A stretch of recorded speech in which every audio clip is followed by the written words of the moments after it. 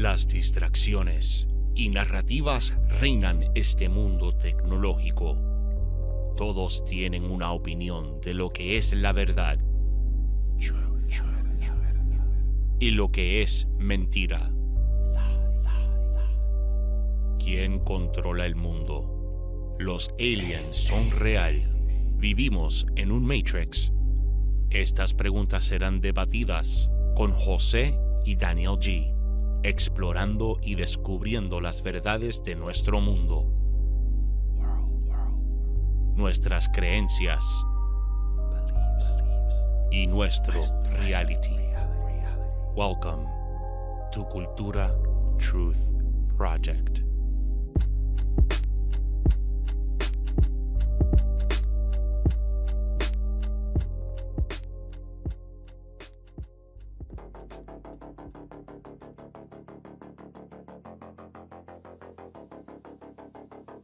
Dímelo, mi gente. What is going on?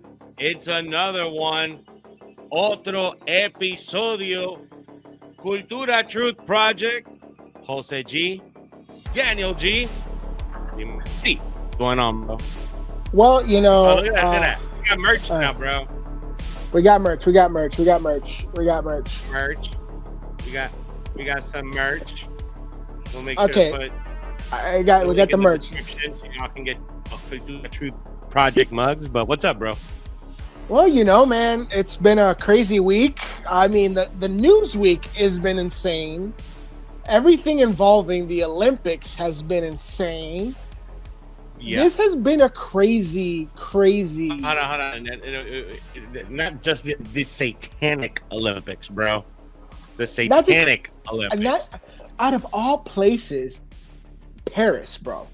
Well, Paris, who has such a rich history of being not only a Judeo-Christian nation, but like it also has like a weird satanic history and a weird occult history as well. And the fact that all these things are happening in Paris, bro, like it's creepy, dude. The ceremony, creepy. The ceremony was creepy, very lit, you know. And we're gonna talk about all that today. We're definitely gonna jump into that.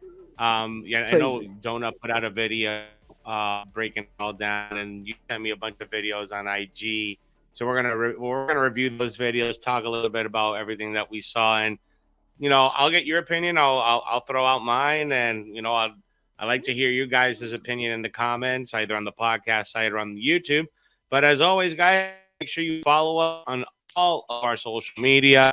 Cultura Truth Project on YouTube and on Rumble. You can also follow us for all the clips and all the other shows that we do. Gonzalez Media TV on Facebook and on Instagram. Subscribe to the podcast on all major platforms, on Google, on Spotify, on Apple Podcasts, iHeartRadio. Leave us a 5-star review. You support the show by joining the Supporters Club, the only place where you can get the unfiltered, uncensored audio clips of me and Danny and our guests on the supporters only on Spreaker. It's only $3 a month. We have the link in the description. The only place you can get that audio, you can't get it on YouTube. You can't get it on Rumble, only on Spreaker on the Supporters Club. $3 a month. Link in the description. All right, bro. Tres. So last week we saw the kickoff of the Olympics, bro. It's that time of year. It's in Paris. We saw el desfile, you know, the opening ceremony over there on the river and all that shit. Which, by the way, you know, they have this year they got breakdancing for the first time in the Olympics. So that's the one event out of all the events that I'm really looking forward to is the breakdancing portion. But besides that is the only thing that I'm looking forward to, bro. This was some weird ass ceremony, bro. We had the pale horse out there. We had these drag queens, trans people, you know, dressed up, mocking the Last Supper. You know, I don't know, man. There was just so much weird stuff, and then there was this other stuff that was happening on the river, like there's like this explosion of red to kind of like symbolize the bloodshed during like the French Revolution. There was like heavily symbolic. But before we like dive into like all the nitty and gritty and just combing everything apart, bro, like I want to get your your 2 cents on this, because I know this probably did not sit well with you. Okay. First of all, I want to say this. Man, it's like everything's a work, bro. Everything's a work, man. Everything's scripted. Everything's scripted, bro. It's one big ass movie, and we're just the background actors in it. Here's my thing, right? Like, okay, one thing is like, I don't even want to excuse the whole, tea movement opening ceremony thing, and like the official press release from the lady who produced it, and all this other stuff, and like, dude, she was gaslighting the shit out of everybody. Dude, apology. Dude, but here's the thing. I love the way Ruslan KD did a great breakdown of this, and he's probably where my opinion more closely aligns to. It was like, even if you didn't mean to do it, you still did it. You still did it. You still did right? it. You still, while it's official, at least on paper, right? Official Olympic Committee policy to not depict any religion during the Olympics. You made fun of the world's largest religion, one of the three world's largest religions. You made fun of one of the three and on top of that, they made one of the Brazilian surfers take off the image of the Jesus statue that they have in Brazil. He had that on his board. Jesus the Redeemer, yeah. Which is like, when you think of Brazil, what do you think of?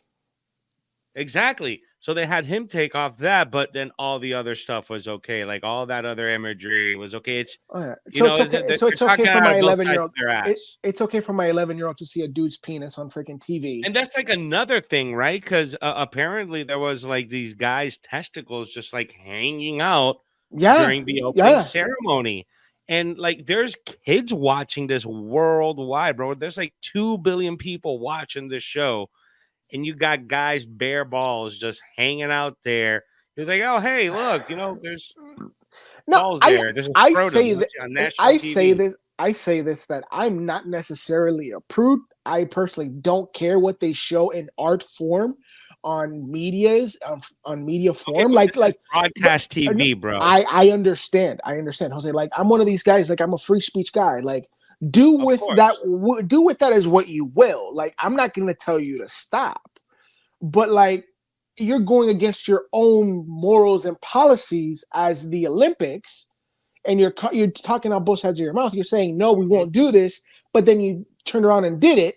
Yeah. Right. And it's like, one thing is like, I don't want my kids to consume that, but I'm not going to tell you to not make stuff like that. Exactly. Like, I mean, you control the environment in your own house. If you don't want to watch it, you turn off the TV, right? Which is what I like to do. Like, I'm not watching any of this stuff live in real time. I'll catch like a highlight here, a highlight there. Actually, the best thing that I'm doing right now, and not to plug Peacock and Kevin Hart and all them, but they have like their Olympic highlights, bro. That's like perfect because I get everything that happened in 1 week with a comedic tone, and I'm good. Boom, done. Right, dude. And here's the thing, right? Like, I like watching the Olympics. I'm a big track and field guy. I like watching the track and field every 4 years. I like watching the judo. I like watching the wrestling.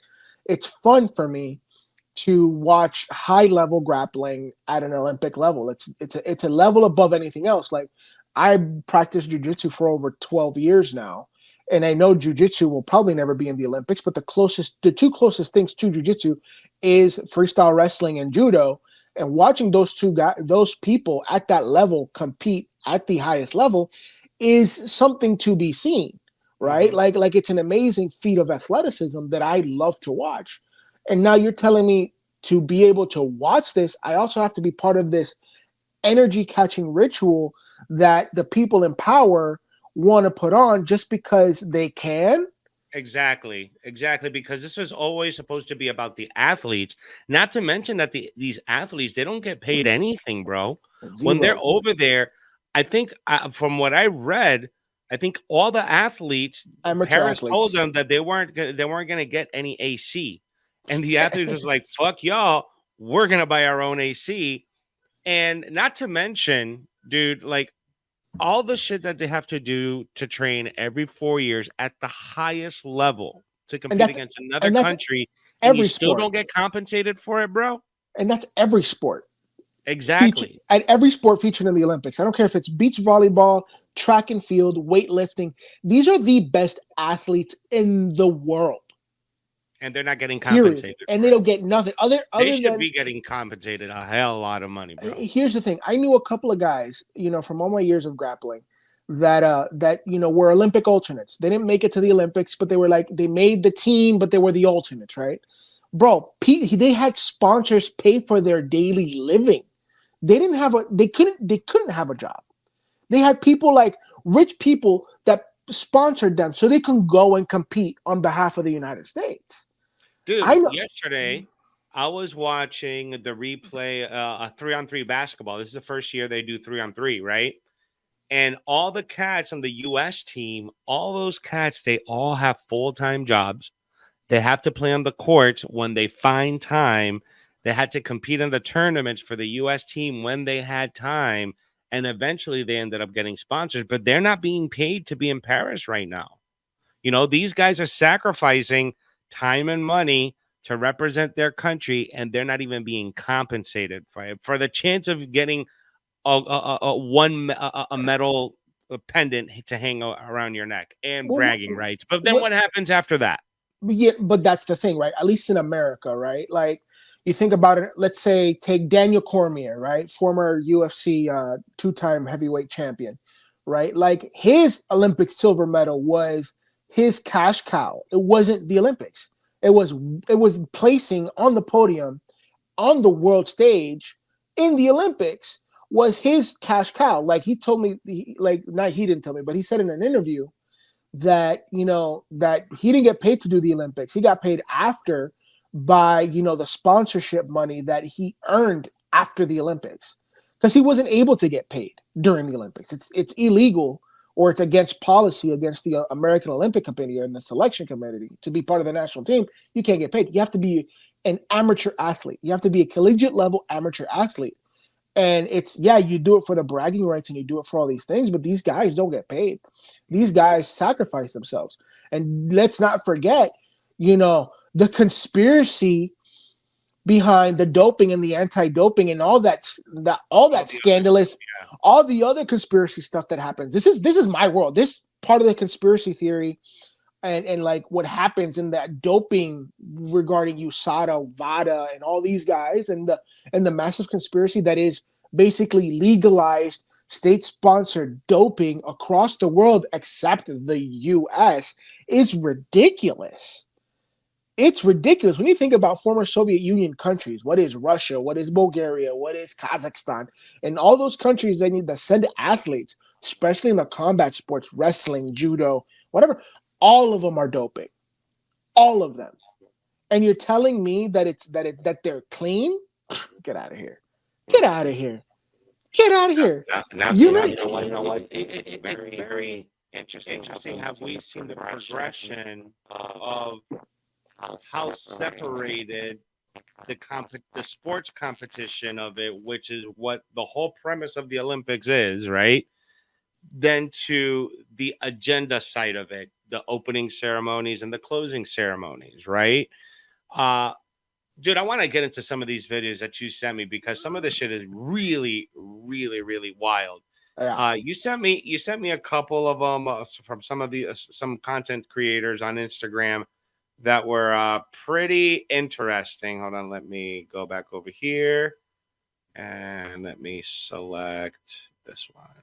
No one's talking about the symbolism behind the white horse in the Paris Olympics because they're all distracted by the music performances. But let's look into this. There's conspiracies floating around that this looks awfully similar to the horsemen of the apocalypse. Now I'll get to that part in a second, but they're saying that this represents the Joan of Arc, and when you search this on Google, these are the representations that you get. And yeah, it could, but let's listen to what Revelation 6 says. I looked, and behold, I saw a pale horse. Its rider's name was Death, and Hades was following close behind.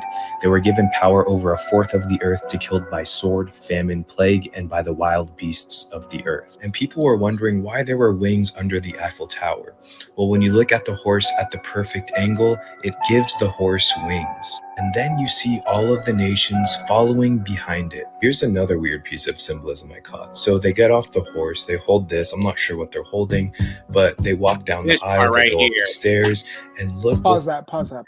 Stairs on the wall. No one's okay. Here's that part right there, dude. That part got me because as soon as that character got off the horse and started walking towards the golden calf, that just reminded me of everything that happened back then. You know, when God took out his people out of Egypt because they were worshiping Baal and they were worshiping the golden calf. And we see that symbolism in the opening Olympics, bro. And it's like they're not even hiding it anymore. Bro. Here's the thing. Do I think that person is depicting the actual pale horse rider? I don't think we're there yet.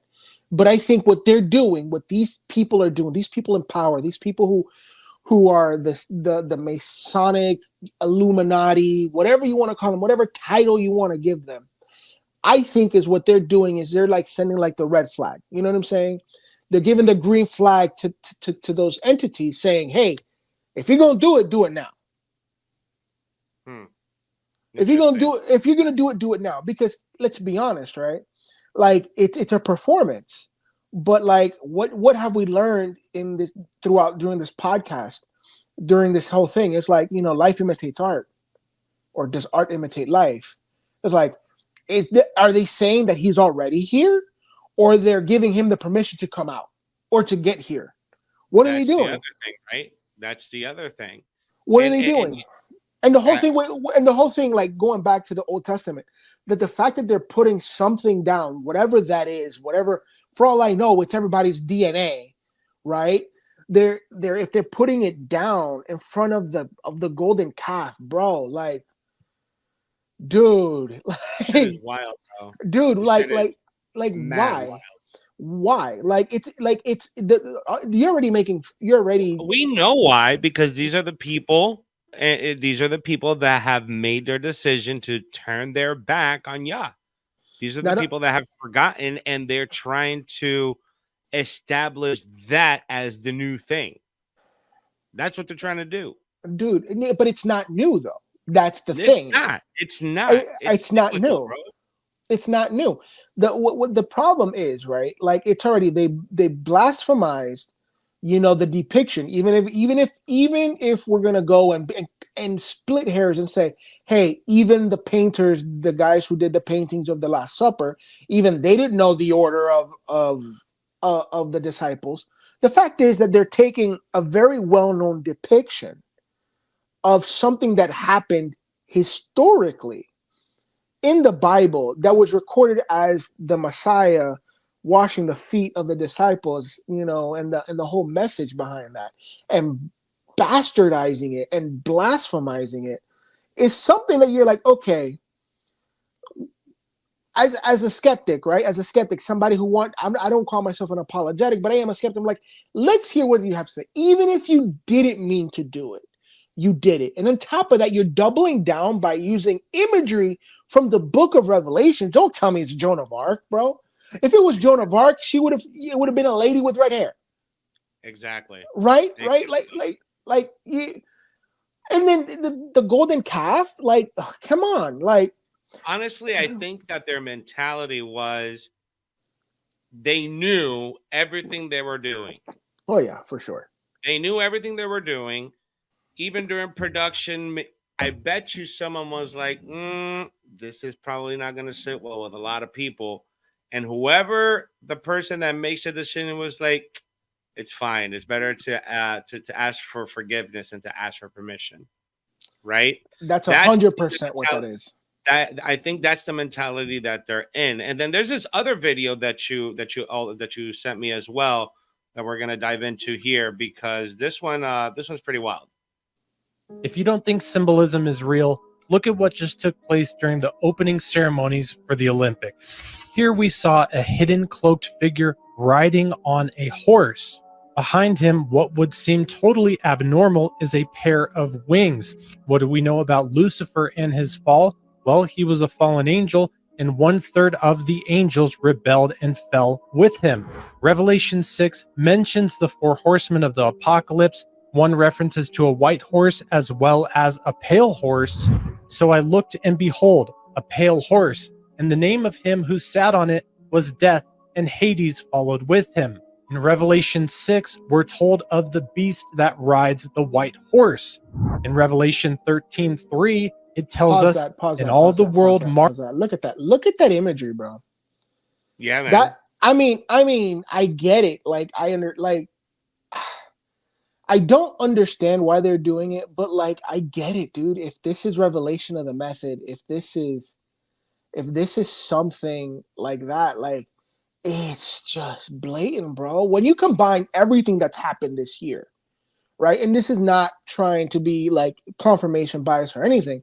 Like I try to legitimately remove myself from some of these opinions and be like, but what's what's the most honest thing here, right? Mm-hmm. You know, dude, like all these guys are into the occult. And not only that, dude, but Donut did an amazing hour and a half breakdown, and I'll have his link, the link in the description for his video. But I wanted to show this, not a clip, but just this piece that he pointed out during that blasphemous Last Supper image, right? And it's this image right here. And he looks, the lights, there's 6 lights with between each column, right? And there's the 12 people, the person playing, you know, who I'm not going to say, but you know who that person is playing. And so, dude, it's like so evident that they're pushing that. And then not to mention, dude, that every single person that was in that shot was a trans person. Yeah.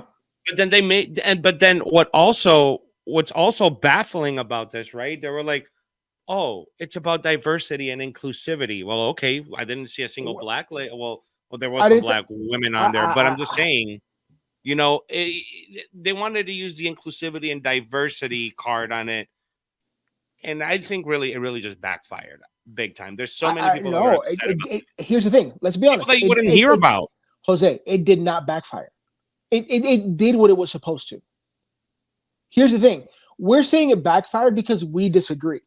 But when you think about the actual message, did it backfire? It didn't backfire. It's getting all the traction that they wanted. It's getting probably the most eyes they've ever gotten in an Olympics, even if it's negative attention, than they've ever gotten in an Olympics. Like, let's be honest. What is it? Last Olympics 4 years ago? Didn't get anything. Do you remember the last Olympics back in 2020? Mm-hmm. Not a darn thing. You know why? Because it didn't even happen. It happened a year later. It was after COVID. Nobody was really watching. Everybody was, you know what I'm saying? So what did the powers that be say? Well, you know, we're going to gather all the nations. This is the perfect time. We've already had the cleansing of the world. Let's bring in the new world order. And this is the new religion we want you to follow. This is what we want you to do. And guess what, man? They're saying it, and they're saying it out loud. They're saying it with their actions. They're saying it with everything. And it's, dude, it's creepy. It's creepy, bro. It's creepy that like from false flags to psyops to everything that's happening, and now this. Well, I mean, not to mention and this is just one piece of it too, bro. This is just one piece of it, right? Because right now, the elite's job, in my opinion, right now is to keep the masses distracted so they can do whatever they want to do behind scenes, right? And when I say they or the elite, I'm talking more about the banks, right? So what we're seeing right now with the banks, if you follow, and I really encourage everyone who listens to this, who watches this, I really, really encourage you guys to follow finance. If you don't know it, just start listening to a podcast, start understanding finance, get some type of financial literacy, financial education, because right now, as we see it, and I pointed it out in our last podcast, bro, about the changing world order, how the powers that be in the empires, how it cycles every 100, 120, 150 years, and the United States is way overdue, right? And what's happening right now with the dollar, right? There's so many countries around the world that are de-dollarizing from the dollar because it's so expensive for them to pay their debts, bro. You have to keep in mind that because the United States was a world reserve currency, it's not anymore. And I'm going to break that down in just a moment. Everybody takes loans out, trades oil in dollars, right? So whenever they have a loan and it's in dollars, whenever the interest rates go up in the United States, yeah, that's good for assets, but that crushes everybody else's economy. So what happens is that countries like Brazil, Russia, India, China, South Africa, the BRICS countries, right? All these countries are gathering together. They're like, fuck the US. We're going to do our own shit. We're going to buy a bunch of gold. We're going to buy a bunch of Bitcoin. We're going to back our own currency with that so it could be stable and we don't have to do any more trading or anything, any business in the dollar because now we have control. So what's happening is that do you blame them? Do you blame them? I don't. It's because the dollar itself has been a bully for a very, very, very long time towards these other countries. So these other countries have had it, bro. So now what's happening is that we're seeing all these countries de-dollarizing from the dollar, okay, going into alternative assets or alternative currencies. That's hurting the dollar, right? So when we're having these countries get off of the dollar's not going to have any more buying power. So what's going to happen? There's no liquidity in the system. They're going to have to switch into a digital currency. And the narrative that we've seen now over the last few years is the push to go into a digital currency. You have all these politicians saying, oh, we're anti-CBDC, we hate crypto. But in the back end, bro, it doesn't even matter. They can't even make that decision because already more than half of the world has already started testing and started working with the CBDC technology. It's not a matter of if, it's a matter of when it happens. And nobody is ready for all of this shit to happen. There's a reason why the ceremony was held underriver, Danny, because you have to keep in mind that everything that does with finance, with money, is tied to maritime law. There's a reason why money, currency, it has to be current. It has to constantly move. It goes into your bank account, it goes out of your bank account, right? There's a reason it's called it's called liquidity, right? Because it needs to be liquid. It needs to be constantly moving. There's a reason it's called the bank, because that's where you bank up your money. Okay. There's a reason why all these words are tied to water, because water is connected to the monetary system. And I firmly believe that this opening ceremony was kind of an antithesis of what we can expect with the financial system as a whole, not just the United States. I'm talking about the entire financial system. Okay? Which is interesting, right? Because when we were breaking down the Super Bowl a few months ago, we were talking about how Usher was ushering in the new currency, right? Now we're giving the bull his sacrifice. And if you remember from our podcast with Matt, he broke down Wall Street. He broke down the reason why they ring the bell, and he broke down the reason why is it a bull on Wall Street? Because the bull is connected to astrology to Taurus, and Taurus commands everything in finance. So here's the thing. I see all the Bible symbolism and I see all the occult symbolism in this ceremony, but like I think it's what the Olympics to me, and I broke this down on a podcast I did with my boy Bach years ago, when we were talking about the Olympics back like 4 years ago, or 3.5 years ago now, whatever it was. And he was like, "Hey, why are the Olympics so important?" And I'm like, because this is how countries wage war without waging war, right? Like when you think about it, right? Especially at the highest levels, at the superpower level, when you think about, China versus the US, what's a good way to release some steam without releasing steam? Hey, let's send some of your best guys and you send some of our best guys. Let's meet at noon and we'll kick rocks until we find out who's the best, right?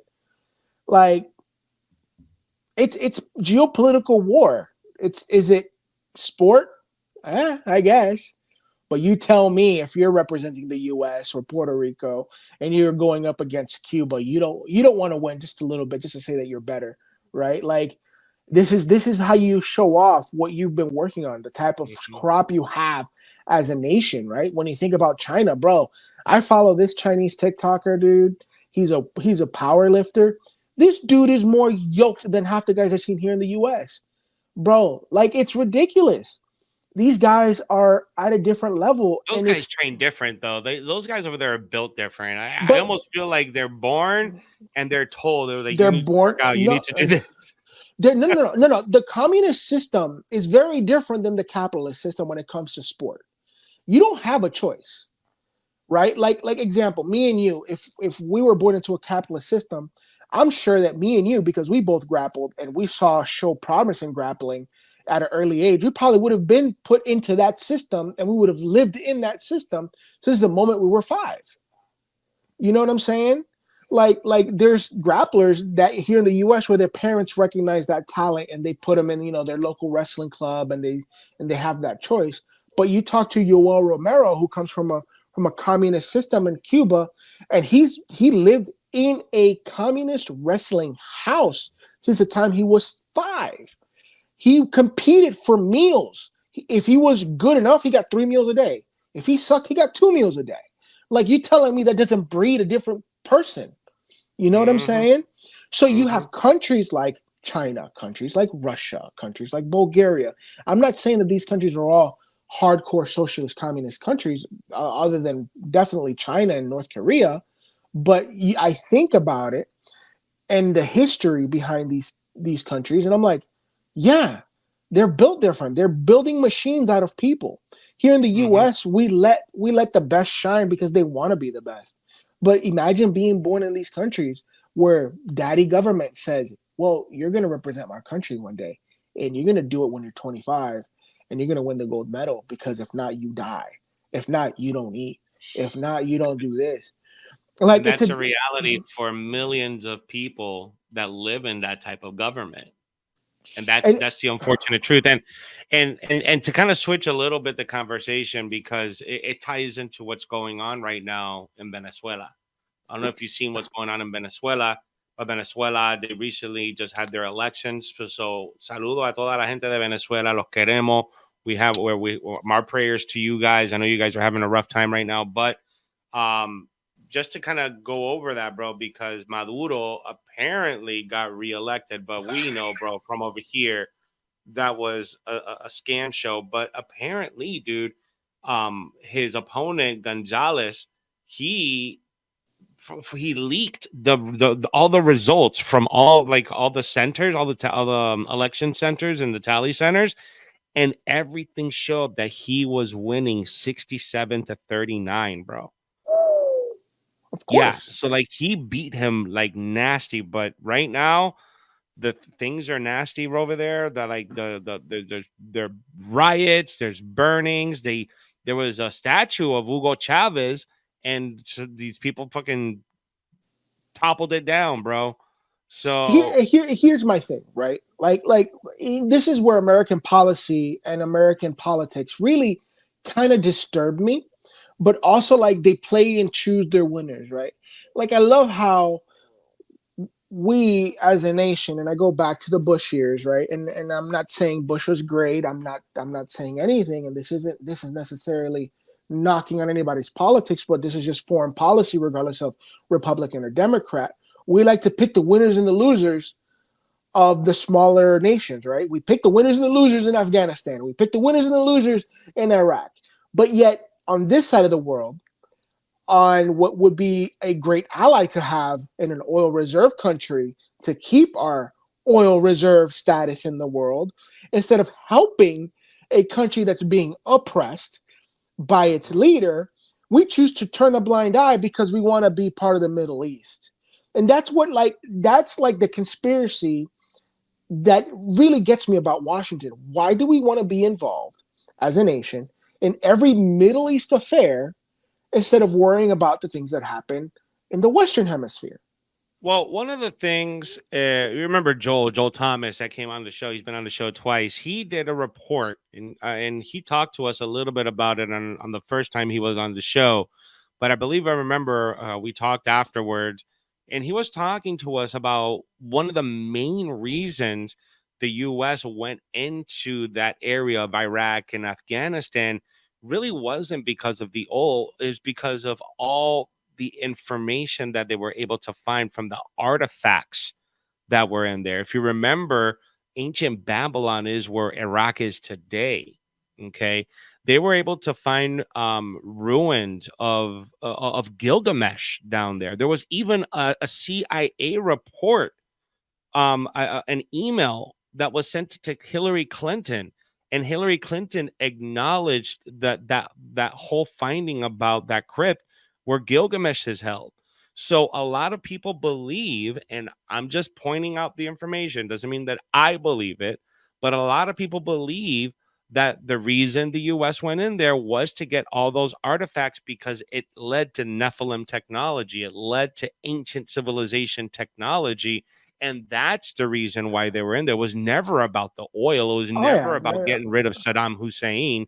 I mean, for God's sake, Saddam Hussein was trying to build the Tower of Babel himself. I mean, I'm not saying Saddam Hussein shouldn't have been overthrown. That's not what I'm saying. That is no, the guy was terrible.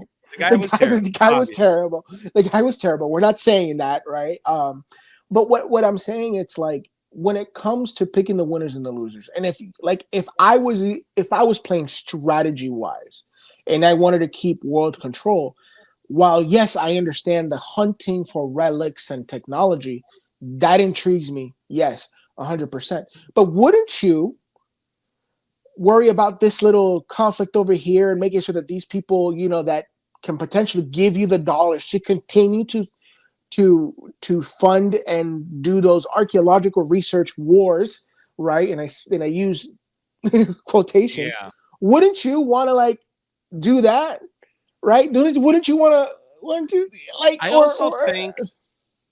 also think that part of it had to do with who was president at the time, because from what I understand, he wanted to go in there regardless of what the situation is. He wanted to get in there. I think he wanted to get revenge for what happened with his dad, and he finished the job, right? So I don't know. I get it. I get that part because if something happened, I don't know if that's true.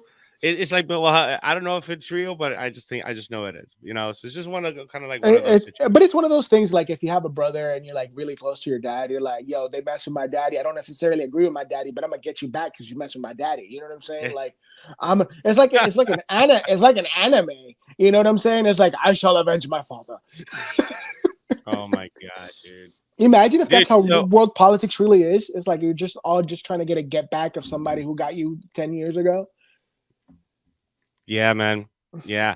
Hey, have you come across the Kali Yuga? Have you heard about that? I've heard about it. I don't know anything about it, but I've heard about it. I don't know much about it, but basically the Kali Yuga is kind of like the Hindu version of the apocalypse, right? It's like their version of the end times, right? MIA did a great. Oh God, MIA. Remember the love MIA, bro. Yeah. Well, she did an interview with Timcast talking about the Kali Yuga and her conversion to Christianity, which is really interesting that you brought that up. That's why I'm like, I don't know anything about it, but I'm familiar. It's like it's been in my preview. I'm not an expert on it, bro. I'm only going by kind of like what Google is showing me. But apparently there's this thing about the Kali Yuga and the world ending in 2025. But there's this thing on Google. So there were many people post such messages and confuse us. But my dear friend, each yuga lasts 12,000 divine years. Which I don't even know. I need to find out the cosmology on this and get myself better informed. What we need to do is we need to if you guys know anyone in the comment section that knows anything about the Kali Yuga, send us their info so we can vet them and we can have them on the podcast to talk about this. Because honestly, I know nothing about this, but there's so many apocalypse across world cultures. There's so many apocalypse myths and stories and predictions. Yeah. I have a friend of mine. I have a friend of mine from the Congo, and she was telling me because in the Congo they practice kind of like Ethiopian Orthodox type of Christianity, but they also kind of have their own mysticism and occultism in the Congo region. She was telling me about this white buffalo prophecy that just became true, which is supposed to like start to bring in the beginning of the end times, and how it tied in with the red heifer, and it tied in with all the other prophecies that we've talked about here on the show. Very, very intriguing stuff. I'll send it over to you. But yes, it's like a white buffalo prophecy. It's wild, dude. But we were talking about it, I was like, that's crazy. Bro, it's one of those things where it creeps me out. Like, it's not, to me, it's not so much the prophecies, because when you break down the word prophecy, it just means to speak on behalf of God, right? Like, really, that's what it is. But when you think about like all these different cultures, they're all pointing towards the same direction. It always reminds me of that verse, and and that Jesus said himself, like, I don't know the day or the time, but you will know me by the season, right? There's like, okay, so we're entering the season. Like, to me, it's just confirmation across the world that we're entering the season. What does that season look like for us on the day-to-day? I have no idea. Will it change my day-to-day? Probably not. But will it affect me? 100%, right? It's one of those things where you just have to have that discernment. It's like, can I worry? Yeah. Should I worry? Probably not. Why? Because I can't stop it. It's at such a macro level that there's nothing I as an individual can do about it other than stuff like this, right? Exactly. Just talk about it, keep informed. But it's very interesting to me, dude, because, you and I, we follow the way. We've grown up with the way. We know the word, and we've seen and we've learned about the end times. We're like Jedis, bro. We just know that the force is real. But then it's also very intriguing to learn about other cultures, other civilizations that didn't were not raised, Judeo-Christian. They were raised with their own faith, and how they have their own views of the apocalypse, or how prophecies are being come into fruition and things like that. It's very interesting. But my thing is, like, how did they get there? Who taught them that? Who put that thought in their mind? It's okay, like, so there's what I'm getting at? So it depends on how you look at it, right? So some people call it the Akashic record, some people call it collective consciousness, some people say, it's word of mouth or whatever. What I subscribe is the idea of like the Watchers, the Anunnaki. No, not necessarily the Anunnaki. That's just another word for them. But like the Book of Enoch is a very interesting read, and I don't know how true it is. I can only tell you what I believe. But I do believe that there were these fallen that, got spread across the world, some here in the Western Hemisphere, some in Africa, some across the Middle East or whatever. But I do believe that a lot of these gods, small g, right, were these fallen angels, these Nephilim, these things that had this knowledge of blacksmithing, of goldsmithing, of art of war, of art, and all these things that passed it on to the human race. Do I know how accurate that is? I don't know, but I do know that a lot of these records, historically and scientifically, more and more in the past couple of years, are almost like they all came around the same timeline, and they all and it's like, and to me, as like the casual observer and like a guy who just kind of like notices trends and like what's cool and what's not cool, it's like, yo, like, why are all these things happening around the same time? And why do all of these things happen around the same time that, there was a cataclysmic event and there was a whole world before a world? And it's not that the world ended. It was like something big happened, right? Exactly. Like, something big happened. It's like what's that theory called? And it reminds me. The Younger Dryas. Younger Dryas, right? That kind of confirms a lot of the flood myth and all that. So to me, not the flood myth. I think the flood happened. I know the flood happened, right? But like when you talk about all these cultures having a flood myth, right? And they're all around the same timeline, you start thinking to yourself, okay, so there's a designer. So the designer knew what he was doing. So apparently he was cleaning up some stuff. And guess what? Things happened, and there was a world before a world, And I think that knowledge is slowly starting to leak out. And that's why I think that there's such a push from the people who don't want to acknowledge the way. And I don't want to say acknowledge the way as in like, hey, you got to believe in Jesus Christ, man. That's your own personal belief or whatever. But like, there are people that know, hey, there's only one way, and we know that our time is almost up, and we got to start preventing that as much as possible. Yeah. You know, like, and so like what you're saying too, going back to the flood, right? We see so many different civilizations and cultures that represent the flood. We see it in Asian culture. We see it in Hinduism. We see it in all over in different cultures of a myth of depicting a cataclysm, a flood. But what's also represented on these cultures is someone staying behind to show them how to get back on their feet, right? Noah. Right? So like in the case of in the book of Enoch, you know, these watchers, they came down, they you know, they showed them how to start a fire, they showed them how to hunt and things like that, right?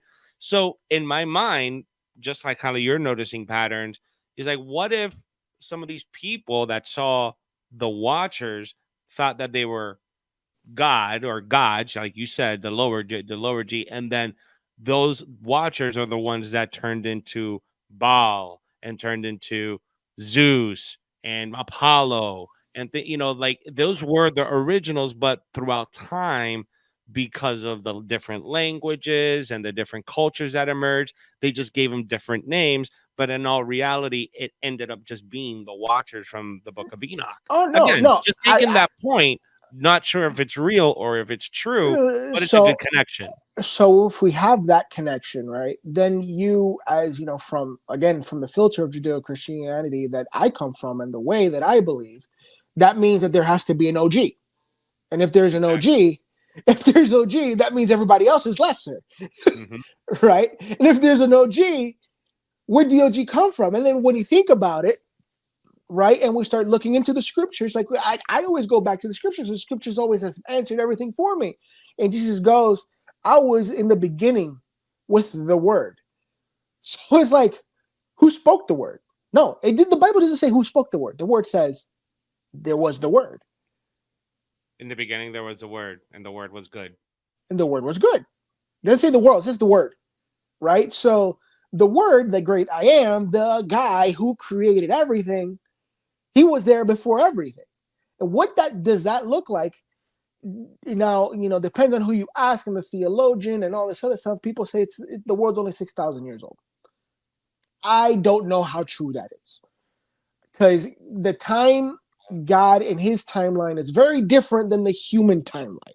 Right? It's like weird how archaeology keeps tabs on time, right? Because it's like, okay, then you have you know after death and before Christ, right? So it's like, so we're counting negative years. It's like, so before Christ, we go into negatives. So it's like -1, negative. You know what I'm saying? Is like that's not like the proper way to keep time. And now I understand it's to kind of differentiate. It's like, listen, this is a major event that happened in our timeline that needs to be acknowledged. Understood. But going in negatives really doesn't make any sense. So I think when you think about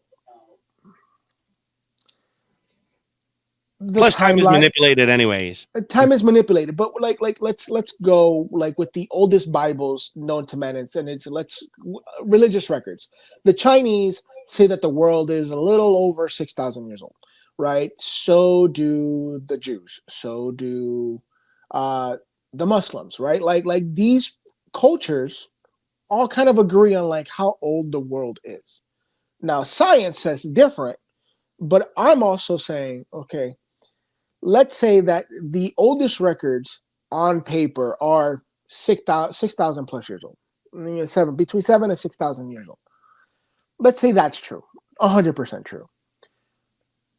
How do we know that the 7 years or the 7 days that it took to create the world according to the Torah and according to the Bible and according to the Quran What if that timeline was 7 days in God's timeline? Of course. I mean, Right, 1 year for us, it could be like a second for him, 100%, right? But like, and then, or did like God said 7 days, and it was 7 days in his timeline, and then all of a sudden Adam was born, and then regular day started, regular night and day started. Like I don't know, and I'm not smart enough to even break that down. I don't have the brain capacity to conceptualize that. But it's like, to me, it's like, how do we really understand this, right? Because then you go back, and then there was the original Google, right? When you think about the Library of Alexandria, that had all of the information from since the flood gathered in one place, and that place was burned down. Or so we think it was. So what are we missing? What are we missing from before? Was there an Atlantis? Was there this? There's so many questions. I think, dude, also, when you say what are we missing from before, I mean, we're missing a lot, bro. If you go back to, I forget which emperor was it. I'm not sure if it was Constantine that did the change in the calendar, or if it was it the Gregorian Caesar. Calendar. Yeah. It was. We live in a Gregorian calendar, and our calendar is total and utter bullshit. It has been for the last 2,000 years. They added 2 months in there, but if you look at they took away a month. They took away a month.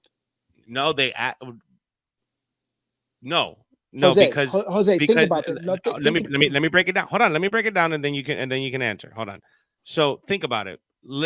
Listen to the months, right? October is the 10th month in the calendar that we know in, but October stands for 8. So October is actually the 8th month, just like November is the 9th month, and December is, decimal, for 10, that's the 10th month. So they added in July and they added in August, I believe. Those are the 2 months that they added in.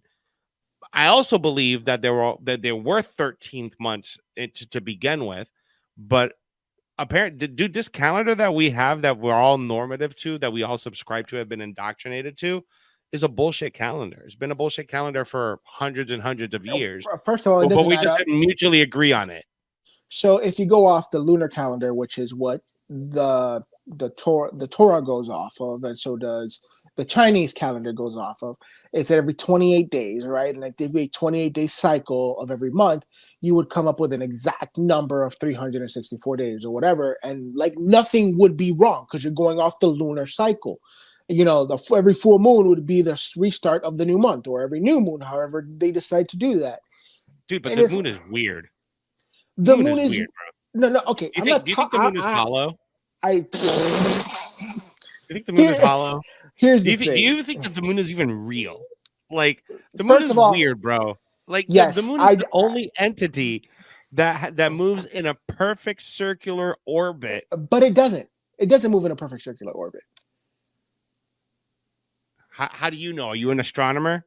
I'm not, but I take and I take it by faith that there are a lot smarter people than me that have done the numbers and that can pinpoint the world in one way or the other, and somehow in this circular world, as we know, Jose, that the space this is fake dome, this ball that's floating in the middle of space. We're just in a really weird spaceship going really fast across the universe. We're just spinning at 1,000 miles an hour, and at any point we could stop, and then I don't know. We'll just have this big ass wall of water. But here's the thing, right? Like it's the only thing in space that we can look at and have reliability to, right? And how reliable it is, it's been around and it's been used as a system of measurement since the beginning of time. Right? Like at every full moon, that the tide goes up to its highest. At every full moon, that, certain things. And every certain full moons is called a blue. Shit gets weird. Shit gets weird on a full moon, bro.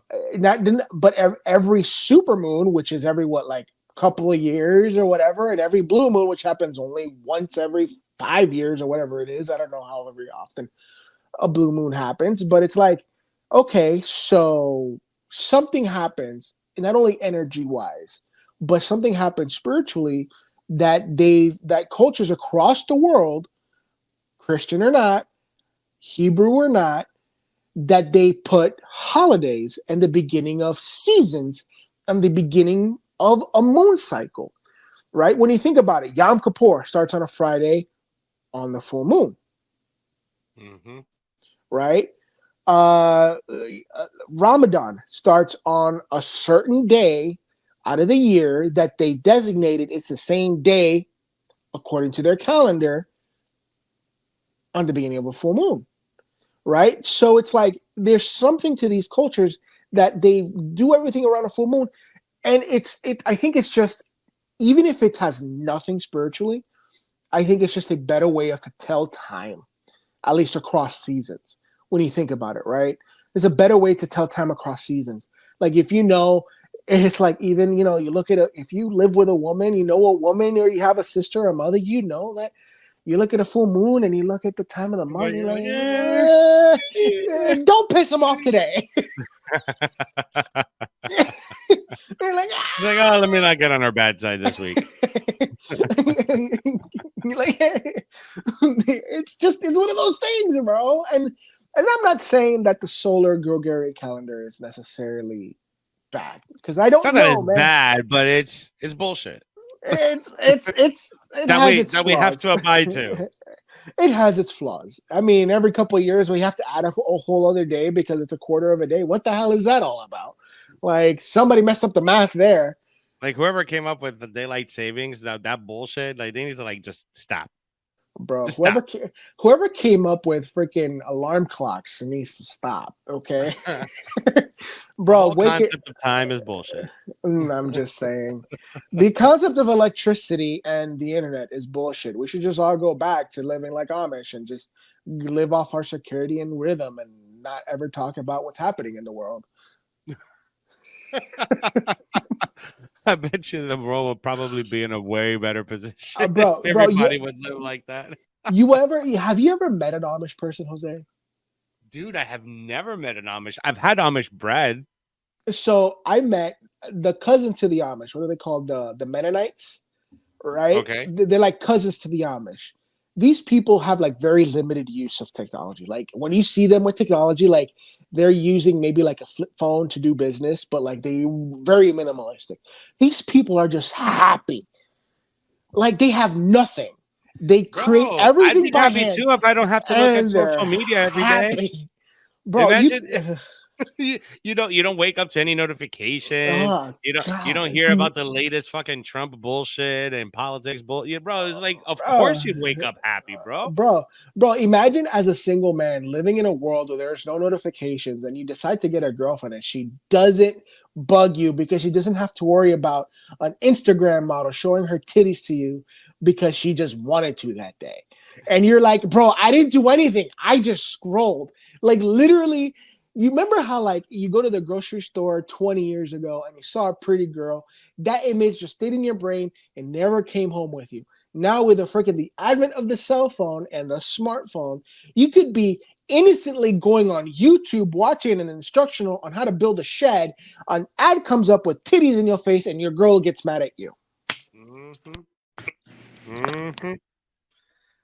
That's the reality, bro. Sex sells. That's what keeps people engaged on their phone. That's what these social media companies want. They want engagement, and that's how do you keep the majority of people on there with some sex, bro.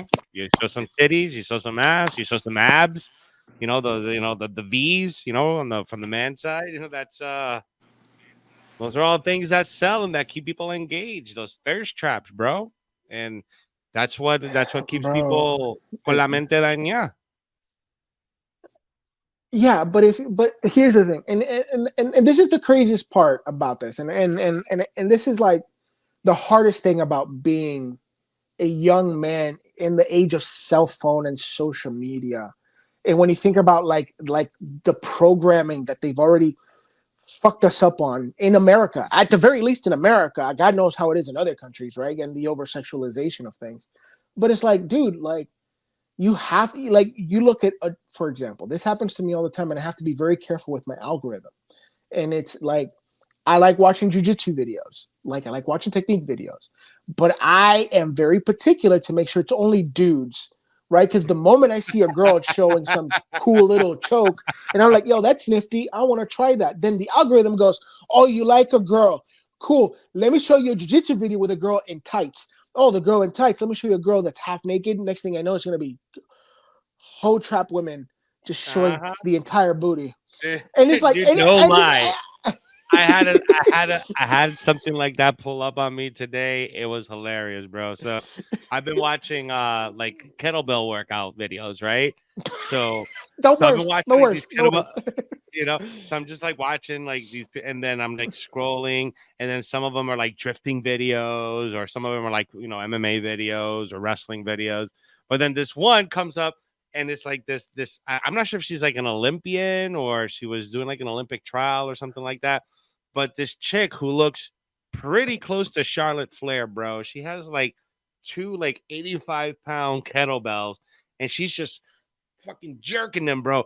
But she has a huge rack. She's like very heavy chested, and as soon as she jerked up, the fucking video goes in slow motion, and I'm like, God dang. Dude, like, seriously, why the hell are you doing this to me, bro? And all you just see are just titties just moving up in slow motion along with the kettlebells. So, I mean, how are you not supposed to stare, bro? It's like, come on. Bro, it's like at this age, at the ripe age of 33, I am jealous of the before generations, before cell phones, Are you before Illuminati, Danny? 33?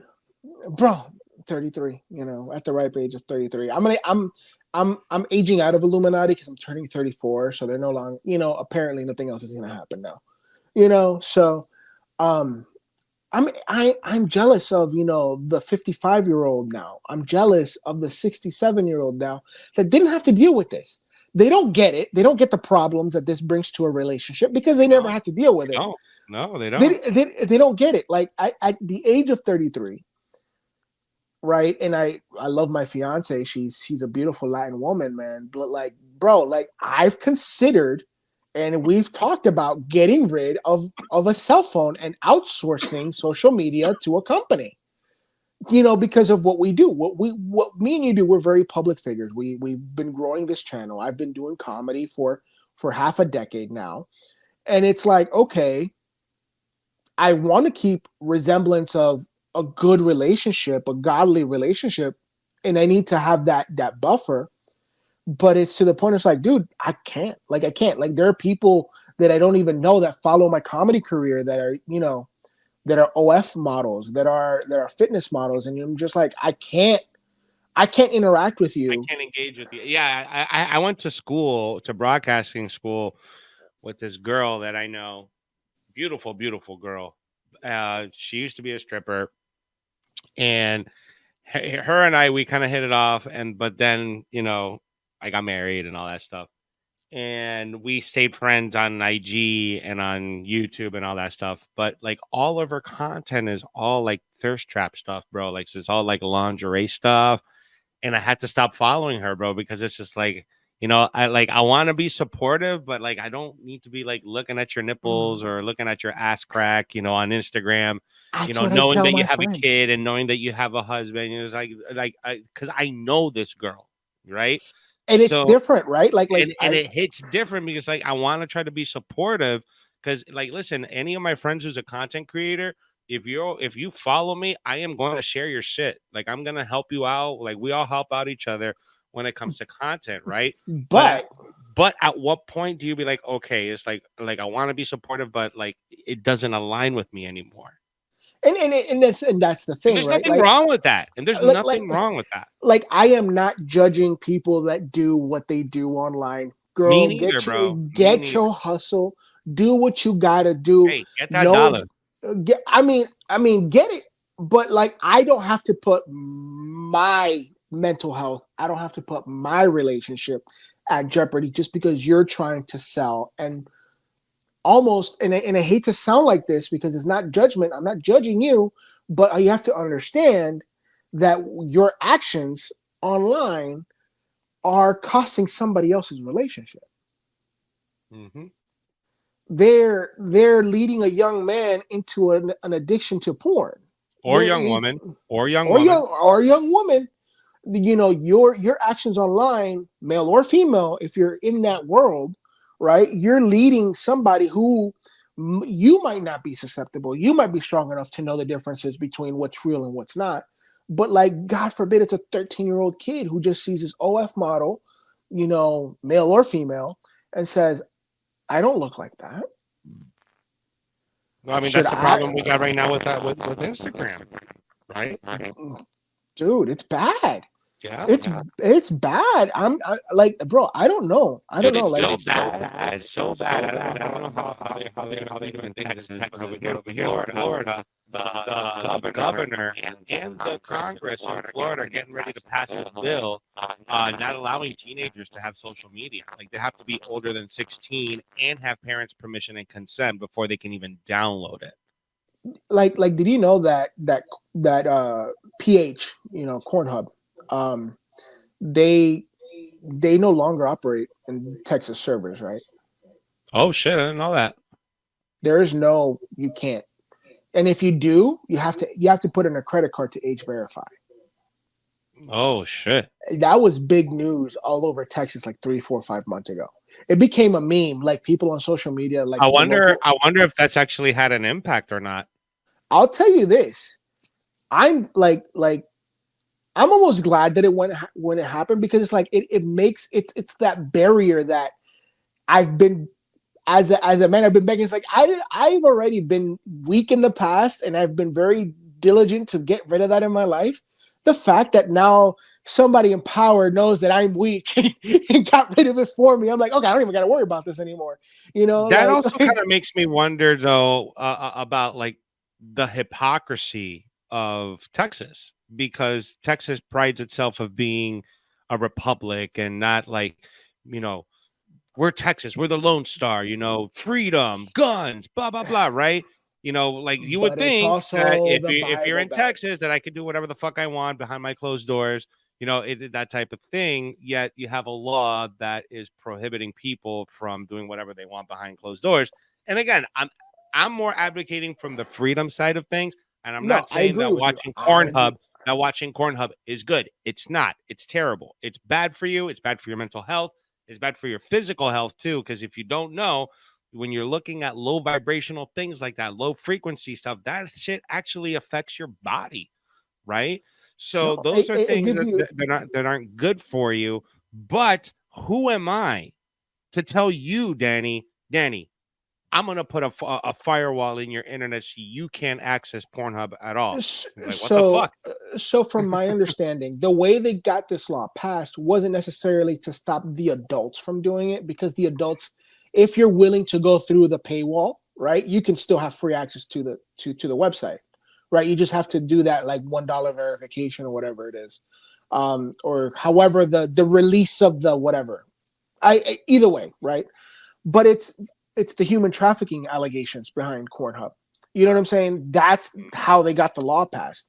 Because if you didn't know, it is true. There is kiddie corn.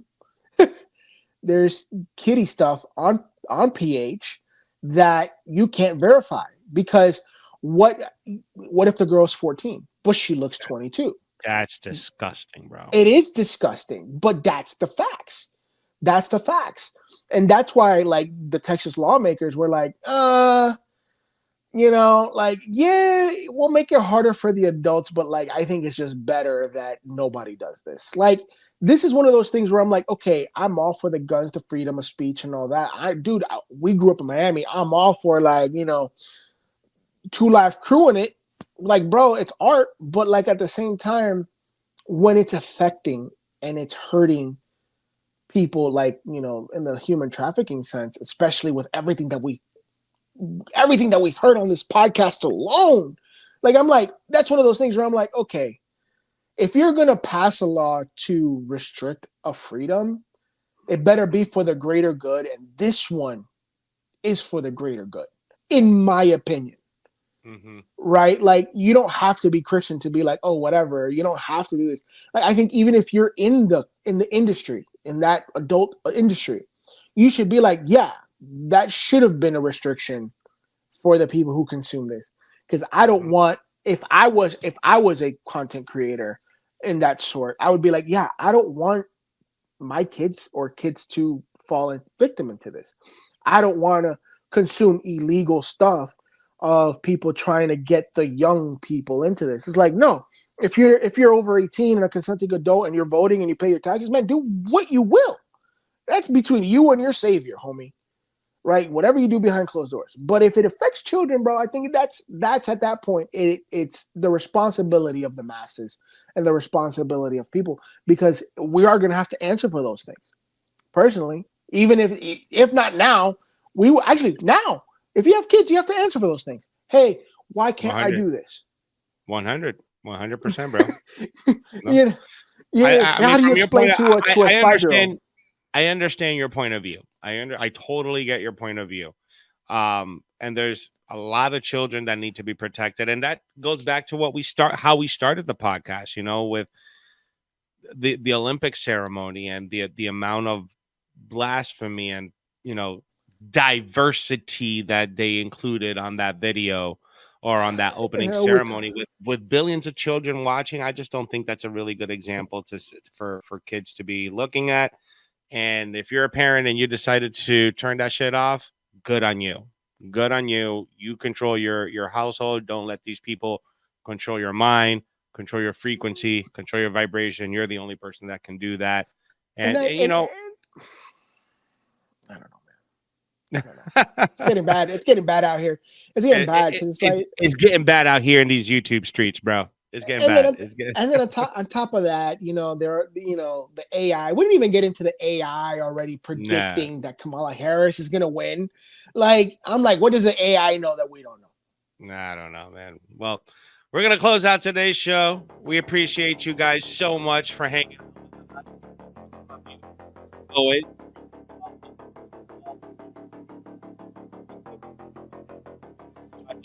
Follow the clips at Gonzalez Media TV on Facebook and on Instagram.